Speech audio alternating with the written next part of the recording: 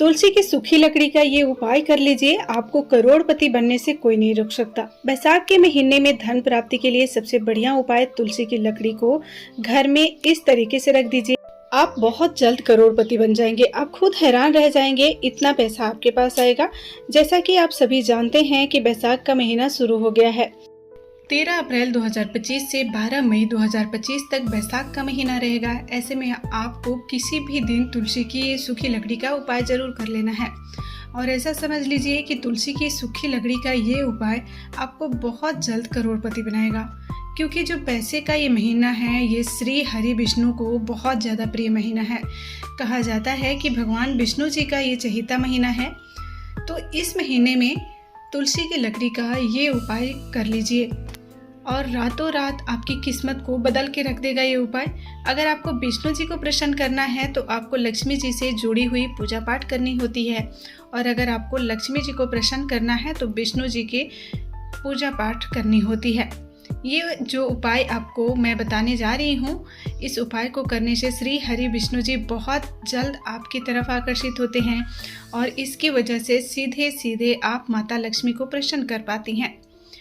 आपके जीवन में आप खुद अपने सौभाग्य को प्राप्त करते हैं। इस छोटी से उपाय को करके आप सभी को पता है कि ये जो तुलसी का पौधा है, इसके बिना विष्णु जी का पूजा और श्री हरि विष्णु जी का भोग दोनों अधूरा माना जाता है। आप अक्सर देखे होंगे जब भी विष्णु जी की भोग लगाई जाती है तो तुलसी के पत्ते जरूर डाले जाते हैं, क्योंकि बिना तुलसी के पत्ते के श्री हरि कोई भी भोग नहीं लेते। इसीलिए बैसाख के महीने में तुलसी की पूजा करने से व्यक्ति की भाग्य की प्राप्ति होती है। ऐसा व्यक्ति कभी भी निर्धन नहीं रहता है।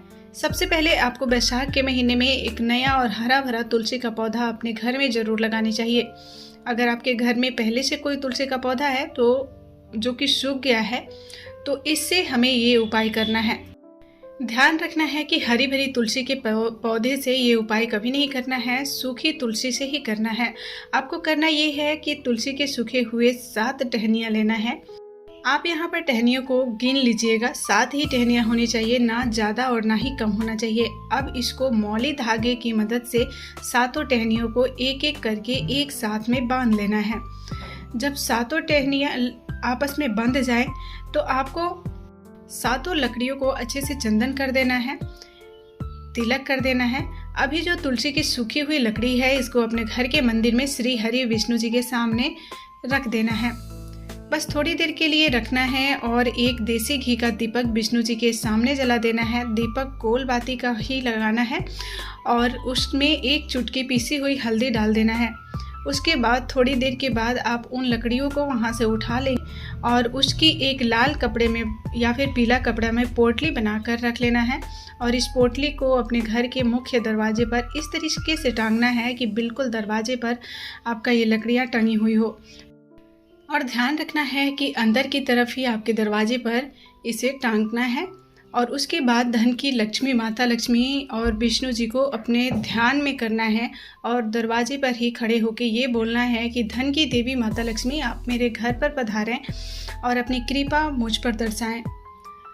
इस तरीके से प्रार्थना करके आपको ये मंत्र बोलना है कि ओम नमो भगवते वासुदेवा मंत्र आपको ये 11 बार बोलना है। जिस दिन ये उपाय आप कर रहे हैं उस दिन आपको एक दीपक, जो कि चौमुखी दीपक हो, उसे अपने दरवाजे पर जलाना है। और ध्यान रहना है कि मुख्य द्वार पर ही दीपक को बाहर की तरफ जलाना है और आपको उसमें थोड़ी सी हल्दी भी जरूर डाल देना है।